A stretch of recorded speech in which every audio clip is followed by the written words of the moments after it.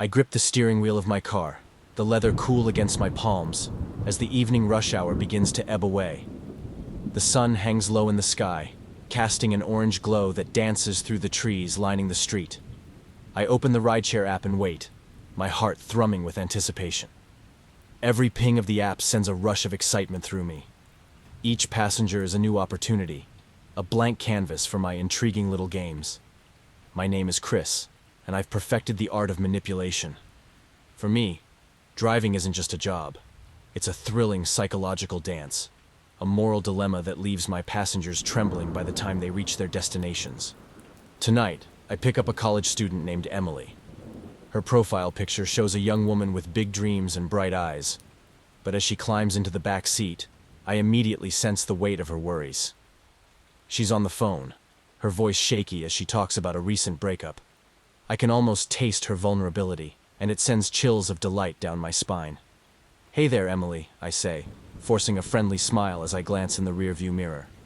"Where to?" "Just take me to Maple Street, please," she replies, her voice thin and strained. I pull away from the curb, letting the city's familiar sights wash over me. The traffic is light, and the soft hum of the engine fills the silence between us. I can see her fidgeting with her phone, avoiding eye contact, and I know this is my moment. "Breakups can be tough," I say casually, glancing at her through the mirror. "I heard a saying once, the end of a relationship is just the beginning of your real life. What do you think?" She pauses, her eyes flickering with surprise at my sudden interest. I just didn't see it coming. I thought we had something special." A wave of pity washes over me, but it's not genuine. Instead, it's a delicious satisfaction that fills me with glee. "Sometimes people hide their true selves," I say slowly, letting the words hang in the air. "Have you ever wondered if he was hiding something?" Her brow furrows, and for a moment, I can see the wheels turning in her mind. "What do you mean?" she asks, her voice wavering. "Just think about it. People have secrets. Maybe he was unfaithful, or perhaps he was just using you for his own gain. It's a harsh world out there, Emily." I can see her anxiety bubbling to the surface, the tension in her shoulders tightening. "No, he wouldn't do that. He loved me," she insists, but there's a crack in her voice that betrays her uncertainty. The cityscape blurs past us as I navigate the streets, weaving in and out of traffic with calculated precision. I love the way fear can twist and coil around a person's mind, wrapping tighter with every question. It's intoxicating. "Love can be blind," I say, my voice smooth and calm. "You should always question the motives of those closest to you. You never know what they might be hiding." The darkness of my words lingers in the air, thickening the atmosphere inside the car.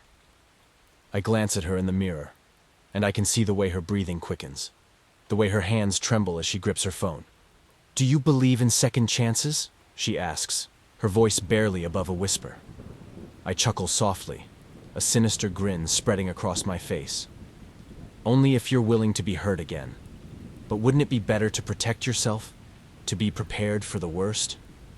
She swallows hard, her eyes darting around the car as if searching for an escape. The fear radiating from her is palpable, and it fuels my excitement. This is what I live for, the thrill of instilling doubt, the pleasure of watching someone unravel. "Sometimes people think they can trust someone, only to find out they were wrong," I say, my voice a low murmur. "What if your ex wasn't the only one hiding something? What if he had friends who knew? Friends who might have said something?" Emily's eyes widen, and I can see the panic setting in. "What are you talking about?" she asks, her voice shaking. "I'm just saying, you need to be careful who you trust.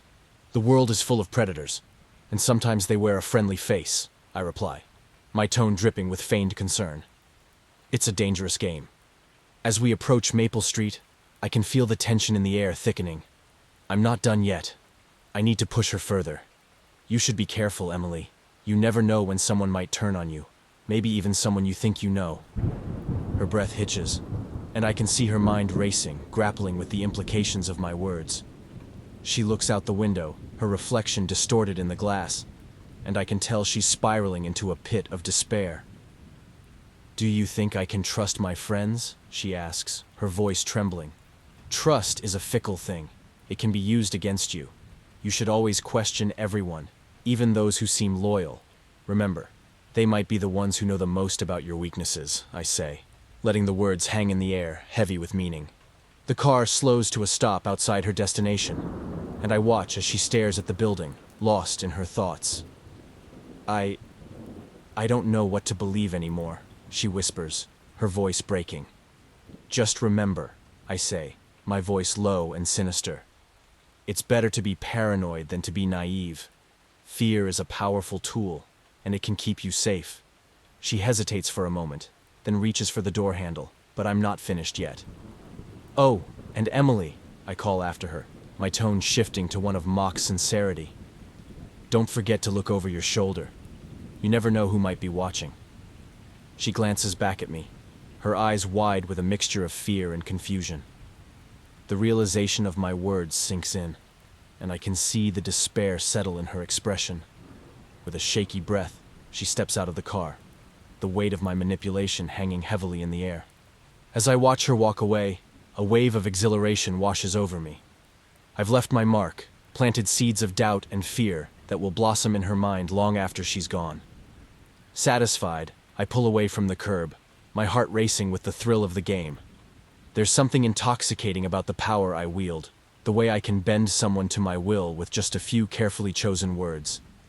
The night is still young, and there are more passengers waiting. Each one is another canvas for my art of psychological manipulation. I can feel the excitement bubbling within me as I scan the app for my next ride. The city lights blur past, each one a reminder of the countless stories unfolding around me. But I know that no one will ever suspect me. I'm just a rideshare driver, a friendly face behind the wheel. Little do they know that I'm an architect of their fears, a puppeteer pulling the strings of their anxieties. As I pull up to my next destination, I can't help but smile. A dark, twisted smile that speaks of the pleasure I derive from this game. I know I'll get away with it, just like I always do. The thrill of the chase, the satisfaction of control, and the delicious power of fear. It's an intoxicating cocktail, one that keeps me coming back for more. This time I pick up a man named David. He's in his late 30s, a corporate type with a crisp suit and a tie that screams success. I can see the weight of the world on his shoulders, the way he rubs his temples as if trying to ease a headache. I can already tell he has something to lose, and that makes him a perfect target. Where to, David? I ask, my voice smooth. Just take me to the downtown office, he replies, his eyes glued to his phone. He seems distracted, and I see my opening. Long day at work? I ask, feigning concern. He sighs, leaning back in his seat. Yeah, you could say that. Just another stressful day in the office. Stress can really take a toll, I say, letting my voice drop to a conspiratorial whisper. You know, I've heard some stories about people who let that stress consume them. They make bad decisions, hurt the ones they love. David's eyes flicker to the rearview mirror, and I can see the tension in his jaw. What are you talking about? He asks, his tone defensive. Just think about it. What if someone at your office is waiting for you to slip up? Someone who knows your weaknesses and is ready to exploit them. I let the words hang in the air, my heart racing with anticipation. He straightens in his seat, and I can see the fear creeping into his expression. That's ridiculous. Everyone at work is professional. We're all on the same team. Before I tell you the most deranged thing I did, if you enjoy getting inside evil people's minds like mine, make sure and hit the subscribe button. Are you sure? I ask, my voice low and penetrating. It's easy to hide behind a smile in the corporate world, but trust me, people are always looking for an edge. You never know when someone might turn against you. David swallows hard, and I can see him beginning to unravel. What are you trying to say? He asks, his voice shaking. Just that sometimes, the people we trust the most are the ones who can hurt us the deepest. You should always keep your guard up, especially in business. It's a cutthroat world out there, I reply, savoring the fear I've instilled in him. As we drive through the bustling streets, I can feel the tension thickening in the air. I watch as David's expression shifts from confusion to anxiety, each word I say tightening the noose around his thoughts. Have you ever lost something important? I ask casually. A job? A relationship? It can happen in the blink of an eye. He shifts uncomfortably in his seat, his eyes darting around the car as if searching for a way out. I don't want to think about that right now, he mutters. But you must, I insist, my voice dripping with false sympathy. It's crucial to understand the stakes. What if everything you've worked for crumbles because you let your guard down? David's breathing quickens, and I can see the panic rising in him. I'm fine, he snaps, but the tremor in his voice tells a different story. Are you? I challenge, my heart racing with excitement. What if I told you that someone at your office knows your biggest fear? What if they're waiting for the right moment to strike? He turns pale, the color draining from his face. Stop it, he pleads, his voice trembling. You're just trying to scare me. I chuckle softly, allowing the tension to build. Is it working? Fear can be a powerful motivator, you know. It can push people to do things they never thought possible. As we approach his office, I can see him grappling with the swirling thoughts in his mind. I relish the way I've turned a simple ride into a psychological battle. Don't let fear control you, David, I say, my voice a low murmur. Use it to your advantage. The car slows to a stop outside the building, and I watch as he stares at the entrance, lost in his thoughts. I don't know what to do, he whispers, his eyes wide with uncertainty. Just remember, I say, my voice low and sinister. The world is full of predators. You can't let your guard down, not for a second. And when you least expect it, someone will be there, ready to take everything from you. He hesitates for a moment, then reaches for the door handle, but I'm not finished yet. Oh, and David, I call after him, my tone dripping with mock sincerity.